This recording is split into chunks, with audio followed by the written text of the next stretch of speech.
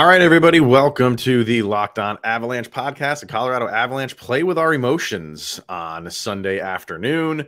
They're up, then they're down, then they're tied, then they're down, and then they tie it and go into overtime, and it's all Mikko Rantanen. Everybody was saying, with all these guys out, Mikko's got to step up. Mikko stepped up. New episode of Locked On Avalanche coming at you. Your Locked On Avalanche, your daily podcast on the Colorado Avalanche. Part of the Locked On Podcast Network, your team every day. I love me some Mikko.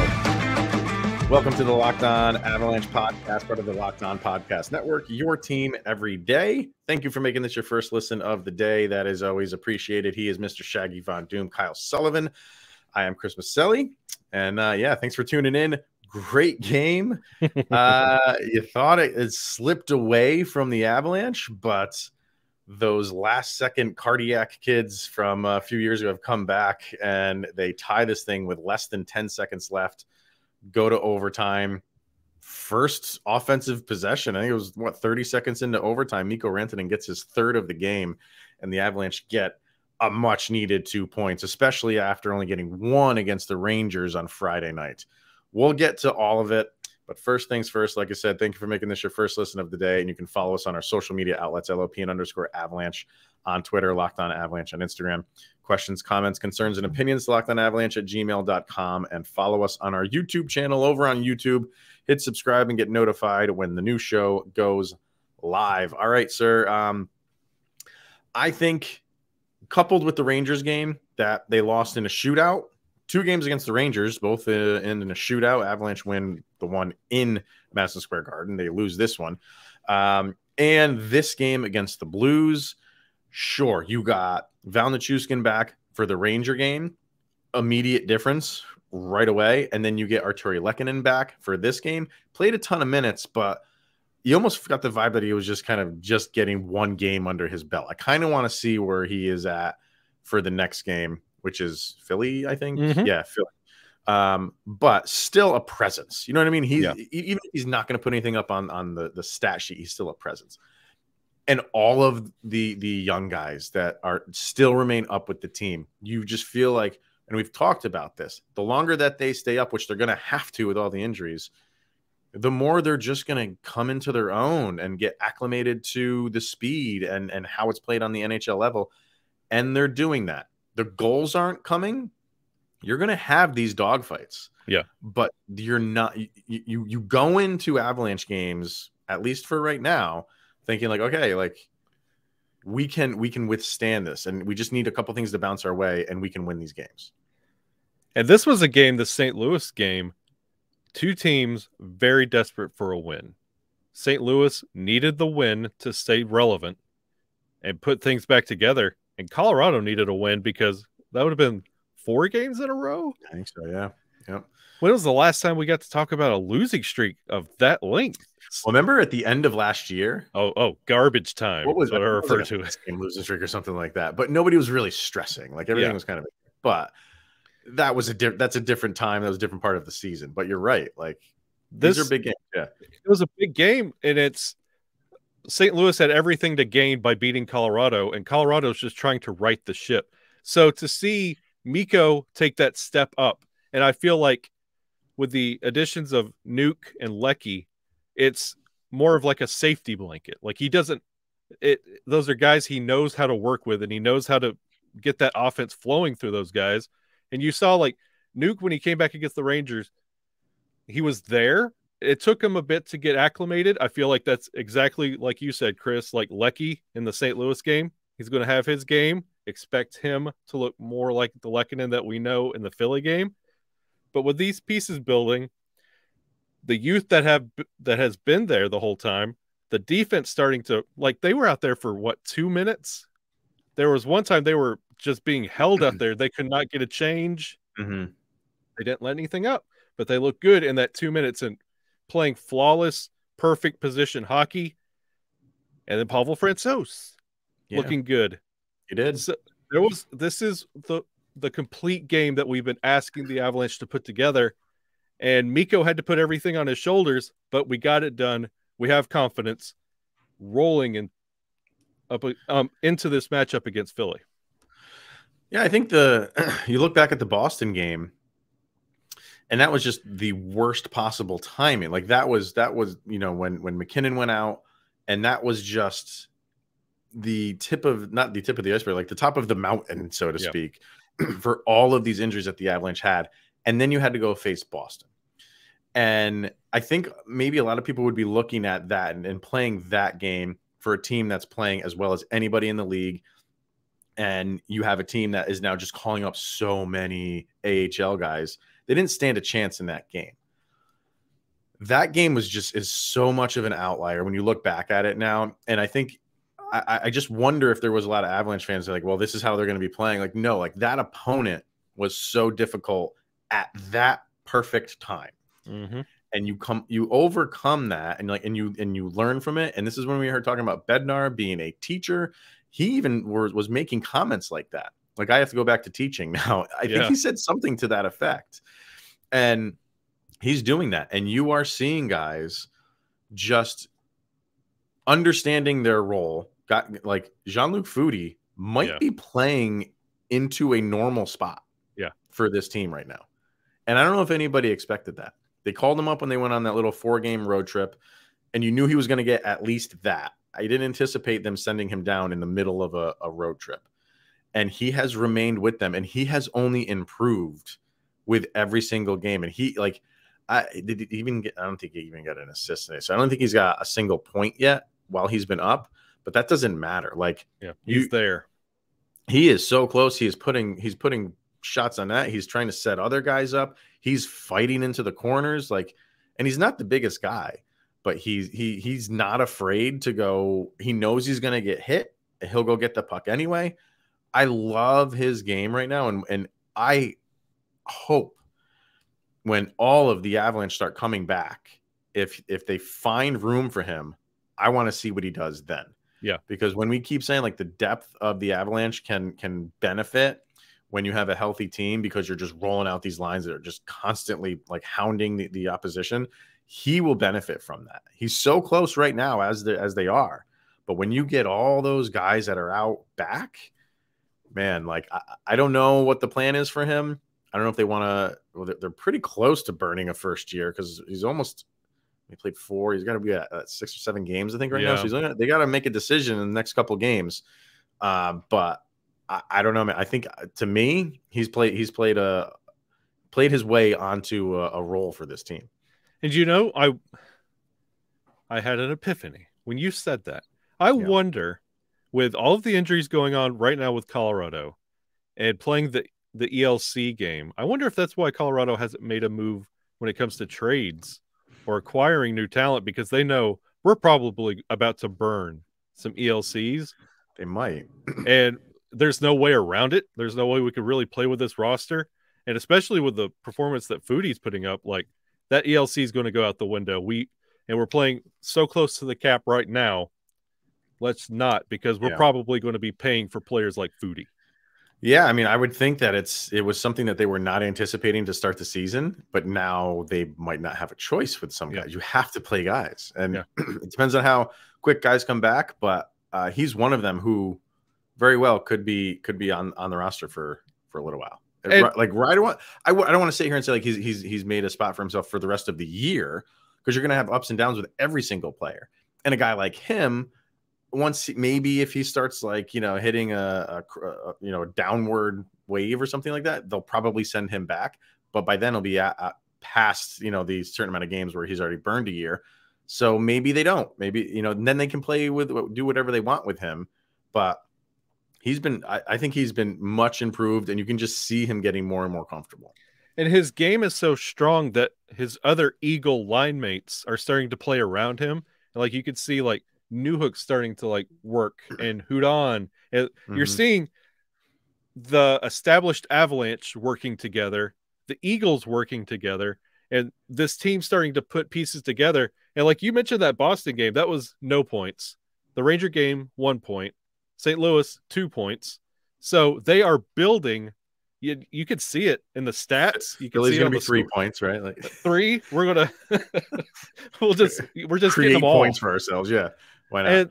But you could see it, and you could start to feel like after that win, you're like, oh, this is what it feels like. This feels good, and it feels like you've completed something, and they're continuing to build, and then you're getting players potentially coming back this week. It's a lot of positive things going on for Colorado. Yeah, they're starting to play well. Starting to play better. All right, let's hear from Simply Safe. And then after the Ranger game, Cale Makar kind of said something that is getting a lot of people kind of like the ears perked up when Cale Makar said something about Igor Shesterkin. So we will discuss that and what do we make of it? So, but first we are going to talk about Simply Safe, and Kyle and I talk about it quite often because we believe that your home should be where you and your family feel the safest, especially over the holidays. And this season, give yourself and your family the gift of peace and protection with the #1 rated home security system, Simply Safe. And right now, Simply Safe is offering our Locked On Avalanche listeners 40% off of a brand new home security system. But do not put this off because, as we've been saying, it is the holiday season. Packages are arriving fast and furious, and they could leave at that same amount of speed with people lurking on your avenue or boulevard, waiting to take your gifts away and give them to, I guess, their own kids. I mean, how could you possibly take somebody else's like gifts and just bring them home and say, got you a present, honey? Or you could resell it. Or do they do that? Yeah. Yeah, the black market is big for, so you don't want to be that guy or girl. So you can go to simplysafe.com right now and simplysafe.com/LockedOnNHL to get your 40% off any new system. Once again, that is simplysafe.com/LockedOnNHL, and there is no safe like Simply Safe. All right, so we'll go back to Friday because Cale Makar made a comment after the game. And it kind of people were like a buzz about it on social media. I think for a number of reasons. One is because you don't typically hear sound bites like this from many hockey players. They kind of keep things like you'll hear people say things every once in a while. And because it was Cale Makar, who doesn't usually ruffle any feathers or anything like that. But what was said was, and I think there was a lot of frustration on the Avalanche side. I think they were angry they lost that game. You heard Eric Johnson say something to the effect of, we played a hard-fought game, and it's, it just sucks that we lost this game due to a skills competition. And that got the whole people who don't like the shootouts riled up, and I get that. So, and then Cale Makar comes along, and he had a shot on Igor Shesterkin. I don't remember the time frame. Maybe it was like halfway through the third or something like that. I don't think it was. Yeah, it wasn't. Or was it in overtime when he did it? Maybe it was in overtime. I mean, it's happened 4 days ago now, and I can't remember what happened yesterday. Whenever it happened, it's possible it happened in overtime.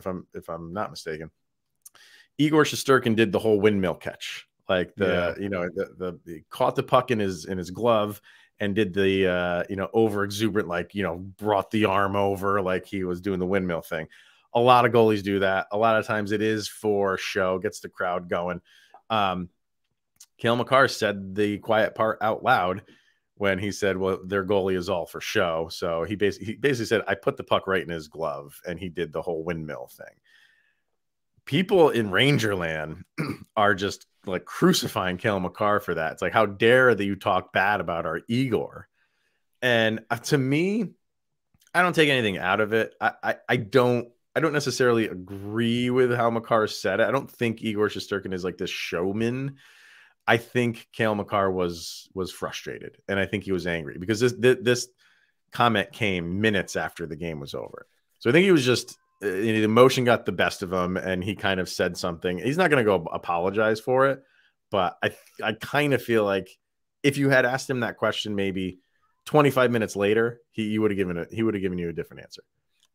I kind of see it on both fronts. Like, I understand Cale Makar is frustrated in that moment. Like, it was a very frustrating game. But goalies are weird people. And Different breed, Igor, sure. he's had a couple times this year where he's not been fond of his play, and he's blamed himself openly to the public, to the media. So, like, you could draw parallels between yesterday's game with Jordan Binnington and all of his, whatever you want to call it, WWE, Jerry Springer stuff that he does. Like, he does it to try and, get the game going a little bit, try and fire up the boys. Could be the same thing for Igor with, if he wants to say it's a show thing, like, in a tight game like that, if your goalie could take the puck and do the kind of make it a little bit of a show, kind of gets the boys loosened up a little bit, like chuckling, like, okay, he's feeling it. We could play off this. It might be a little bit of both. Yeah, I don't have a problem with Shesterkin doing that. Like, when I watched it, I was like, oh, that was a nice save. I didn't really think it was to show up anybody. I think when goalies get the opportunity to kind of be a showman, they take it, because they don't get the opportunities that, Cale Makar does or Nathan MacKinnon does, to weave in and out of traffic and have a slap shot that hits nothing but net and makes the water bottle pop. Like, they don't get those moments. So when you get something as minimal as it is, as a puck going directly into your glove, you might show it up every once in a while. I honestly didn't have a problem with it. And I genuinely think Makar kind of just said it because it was so fresh and he was angry. But is this a turning point for the career and what we think of how Cale Makar handles things? Because up until now, it's been, babyface boy, he everybody loves him. He, like, generally nobody, like, dislikes Cale Makar. People dislike Nathan MacKinnon because he's, like, angry, and he wears his emotions on his sleeve, and Makar doesn't really do. I say he doesn't do that, but he does at times. Like, he'll do it on play. Like, he'll go and check somebody. He does that, like, back check, and he just, like, will level somebody. He's got an angry streak, but when in interviews and stuff like that, he usually doesn't let it on. So has he been in the league long enough now that you're getting the real Cale Makar? Will the real Cale Makar please stand up? And we're going to get this from now on, because he's comfortable now. He is what he is. He's the Stanley Cup champion. He's the Calder winner. He's the Norris winner. Now he's like, I got the contract. Is this the new real Cale Makar? I have 2 points. The Colorado Avalanche, by the way, have the only goalie in the NHL that out-deked Wayne Gretzky. Thank you, Patrick Waugh. You talk about goalie moments, we have one of those. Right. And I'm glad you said this. I have noticed Cale Makar has been in the ear of every referee, every game, jawing, aggravated.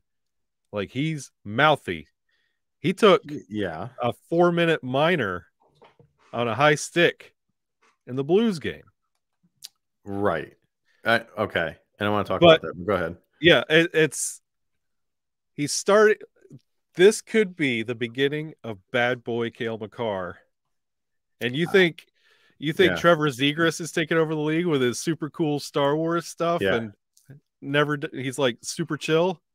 Could you imagine, like, the next Twilight star being bad boy Cale Makar? Yeah. He's the moody vampire. Like, I mean, I'm not saying he's gonna have this big transformation like Dennis Rodman did. Like, there was a time where Dennis Rodman was just like your everyday player, and then he was like, I got to make a brand for myself. Pistons, and that's when you Rodman and Bulls Rodman. Yeah, then you got the hair and all the piercings and the tattoos, and he just completely transforms it. It was probably who he really was all along. He was, he finally, like, came out with it. I'm not saying that's where Cale Makar is going, but I think we are at a level where he is comfortable enough to give people a soundbite. Yeah. And that's exactly what he did. And he's not going to apologize for it. And in some sort of way, how I'm saying, like, it was right after the game, probably emotion got the best of him. But to him, there's probably truth to that. there's probably truth to what he said. And he, for one reason or another, thinks that Shesterkin is, you know, all for the show, like he said. And maybe there is some truth to that. I don't have a problem with it on either side. I don't have a problem with Cale Makar saying it because I love this stuff. I like when you do what we do, like you live for sound bites and for, you know, kind of feuding between teams. Like that's what makes rivalries great. I don't think there's going to be a rivalry between the Avalanche and the Rangers because of this, but how we're saying with Cale Makar, he's like the golden boy. The same is true for Igor Shesterkin in some way. So to kind of like throw a little bit of like fuel on his what people like his makeup kind of is cool to me. I'm like, good on you, Cale. Good on you. And Cale's got the body of work now. And every time you talk about Cale Makar, you tout his hockey IQ and the way he approaches the game and the way he sees the game. So when he says something, you listen, you think. Yeah, because this is credible. This is a credible source, a generational talent. You then take his side and you're like, what is he talking about? And now you're going to look at Igor a certain way. Yeah, we're going to know he's going to turn into the bad boy when he does another Pepsi commercial and says, no, this is trash, and then spikes it. Or smacks you in the face with it or something like that. Yeah. Yeah. So I don't know. I just thought that was really, really interesting on a number of fronts.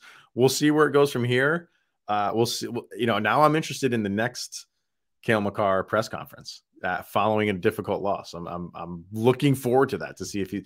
And I don't think you're going to get this every single time. You know what I mean? It's not. I still don't think like that's in his nature to just constantly be bitter when the Avalanche lose. But something just spiked in him and tweaked in him, and he didn't like it. Yeah, he's getting a little. He's getting a little bit more attitude, a little mouthy, and it might be a little bit of his tenure in the league, like his experience, and a little bit with the state of where the team is right now. It's got to be frustrating all around. So sit back and pop the popcorn. It's about to be fun. Exactly. All right, let us hear from Bet Online, and then we will do our sound check and still a few tidbits from this game against the Blues that we want to get to. But first, we have betonline.net, and that is your number one source for sports betting info, stats, news, and analysis. I got to say, while I was watching the Avalanche game, I didn't think the Broncos had a chance at all to overcome the Kansas City Chiefs, and it was looking like that. Mm-hmm. But I wasn't a betting man. I probably would have put some money down on the Chiefs, but the Broncos fought. Seems like they fought, and it was a close game in the end. But yeah, congratulations, Broncos, for making it close. Yeah, it's almost like a victory. It's a moral victory. There are no moral victories, but that definitely is one. You can get the latest odds and trends for every professional and amateur league out there, from football to basketball, soccer, esports, and of course hockey. We've got it all at betonline.net. And if you love sports podcasts, you can find those as well over at BetOnline. We're always the fastest and easiest way to get your betting fix. Head to the website today or use your mobile device to learn more. That is betonline.net, and it's where the game starts. All right. We'll get to our sound check first, and then a couple things left about the game with the Avalanche and the Blues. But first, our sound check, where we pick songs that we feel best summarize the most recent game played. You can go over to Spotify, follow this playlist. This is LOA Sound Check Volume 2. And what do you got for this one, sir? My friend, we're going with a blues song. I think we should give full background on this. Yeah, okay. I had a selection. Yeah. And I didn't send it in to Chris because I thought I did, and I didn't. I got distracted. So I went to go search for that song again. And then a couple songs down, what do you know? There's a song by a group or a man or a ensemble. Who knows? They're called Musa. Yeah. Ironic. They have a song called Moose Blues. Yeah. I think this is the first one. This is the first one that we've never heard of prior to putting it on the set list. So it's going to be good, I guess. Yeah. I mean, you played a little bit of it. I mean, it's some solid blues, like, saxophone work, I feel. But yep, it's Moose Blues by Moosa, Moossa. So enjoy that when it gets dropped into the playlist. And there you are.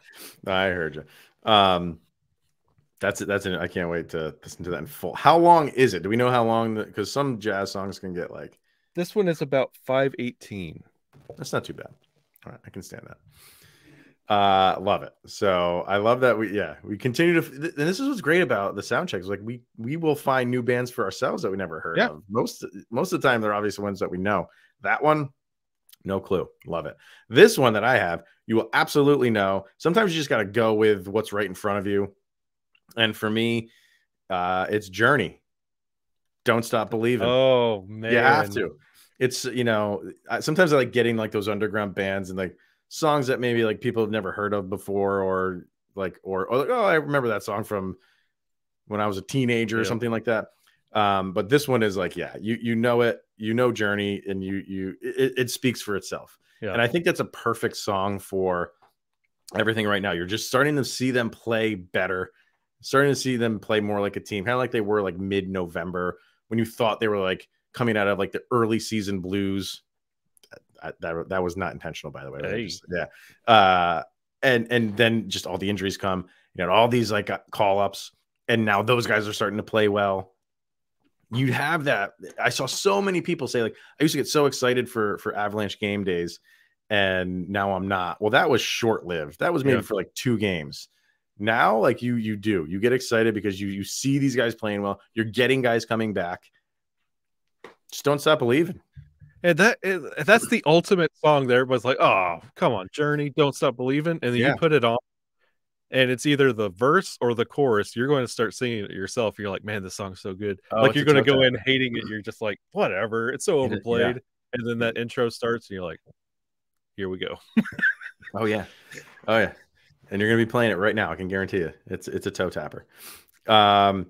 All right. So while we have that, and we were continuing to believe in this team, like we always do. Never stops. As far as this game goes against the Blues, I mean, it was such a roller coaster of emotion because you had the 1-0 lead, the first Rantanen goal, and were you comfortable with that? Like with the way that Francouz was playing, or did you feel like this is going to be one of those games where the Blues find a way to get one at some point, maybe force overtime? Who knows how?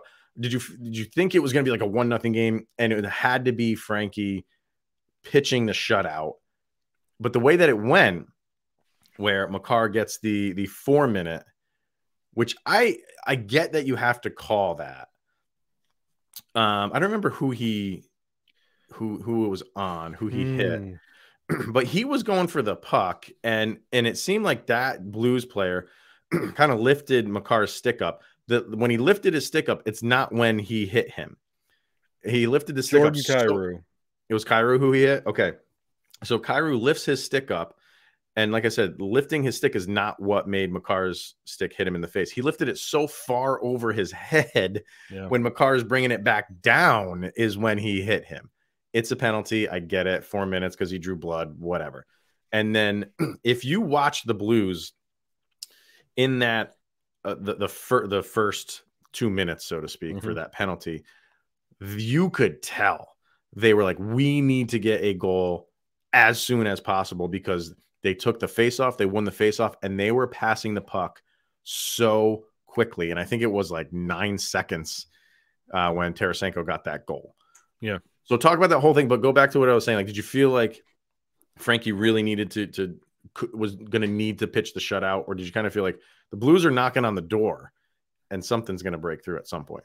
I had the weirdest feeling, like we talked about it the other day, like you didn't have that feeling like you were confident in the Avs. After that first goal from Mikko, I felt confident. And I was like, oh, I think we could do this. I feel like we could do this so bad. Yeah. Yeah. I was like, I think we could do this. And then that double minor happened. And all I kept saying in that moment, as long as we keep it even, we're all right. But if they take the lead in this double, that's where we're like playing catch up is not the best. And it was okay. I don't think it was so much I was believing in Frankie, even though like I should have Frankie tattooed on my chest by now. Yeah. I thought you did. Oh gosh. But don't say that out loud. I'm sorry. there was something in the vibe of the forwards that they just had this confidence and this vibe that I was subscribed to and I was believing in, and I felt like they were willing themselves, and you saw how they were handling the play. I felt confident even when they were down right before the Mikko goal to tie it up. I was like, they're going to do this. It's just how.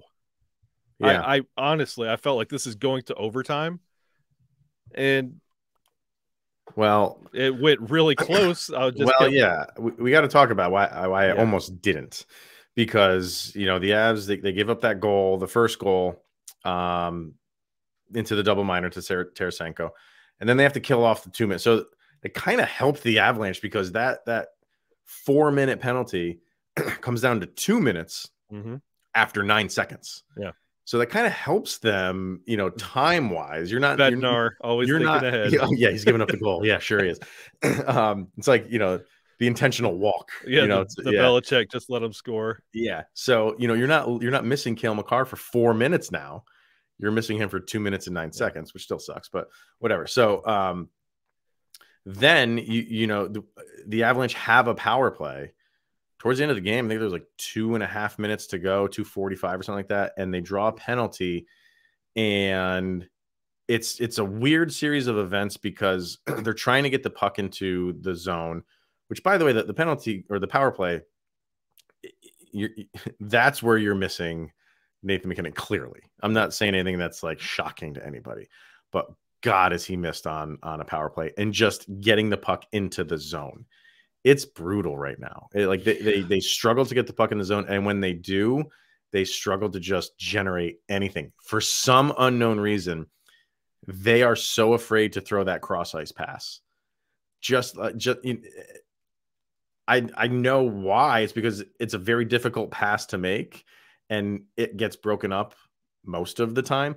But if you have that little sliver, you have to at least try it. It's like a running play. If your running game sucks in football, they know you're not going to run, so they'll just play for the pass. You have to at least attempt it. And if it gets broken up one time, you're now keeping those defenders honest. Yeah. And say, like, they've tried it before, they will try it again. They know that you're not going to do it. You're just going to keep circling around the top, and it's been working for them. They're still number 1 or number 2 in the league. But anyway, I'm getting off track with that. So they try to get the puck into the zone, and it hits the official's skate, first of all, where it was going. They were slowly going to bring it in, and Lehkonen was right there, and it hit the official's skate, and he just kind of sticks it back to Makar, who went to go pass it back to JT Compher. And I didn't see a replay yet, but because the half board was blocking the view, it looked like he whiffed on it a little bit and didn't get everything on the pass. If he didn't, it's even more of a rough play for Makar. That is just a weak pass that he threw back to Compher. It gets, Compher kind of loses his footing. Brandon Saad is there, and he buries a shorthanded goal, which just gutted me. Because I'm sitting there like, if you're going to lose this game like that on a shorthanded goal with a minute and a half, or not even that, I think there was maybe just over to Brandon Saad, no less, your former teammate. I was just like, man, talk about that first, and then we'll get to the end of the game. No, that's at that moment I was like, it had to be Saad, and I kept like justifying my mind. We're about to hand Brandon Saad and Binnington a W. Like, this is that crap. Like, come on. It's like really off this when you guys have really been putting it together. But they pulled it back around, but it was ugly. And when it comes to those cross ice passes and stuff like that, I feel like because of the inexperience on the lines, I feel like they're leaning on conservative so they don't make those mistakes. Because if they do something wrong, are you going to be able to cover for that mistake? And I feel like they're playing a little too conservative. And I feel like that's going to, after this win, I feel like that's going to change against Philly. Yeah, I don't know, man. The power play, it's been good all year, and your numbers are going to keep you propped up in like the top 5, but it's got to improve. It's got to improve. So they give up the shorthanded goal with just over a minute to go. You're still on the power play, however. So then they pull the goalie, and 7 seconds to go, and Mikko Rantanen, just the puck is just sitting right behind Jordan Binnington, and he just comes in, puts a stick right behind him, and puts it home. They went to go review it. I don't know why. Maybe in the beginning they were just looking to see if there was, because there was a lot of traffic there, if there was either goalie interference or if there was a kicked puck or a hand pass or something. Maybe they're just looking at that stuff. Fine. But it took way too long. You could see after the first replay that there was nothing wrong with that goal. And it went on and on and on. And I'm like, now don't tell me this. Like, now you've given up like the shorthanded goal to go down. And what are they going to do to reverse this? And in my head, I'm like, there better not be no conspiracy theories going on and trying to find any like minute detail to not give the Avalanche this goal. And what hit me as weird was it didn't even, I don't think it was challenged. It went straight to Toronto. Well, it wasn't an in-house review. Yeah.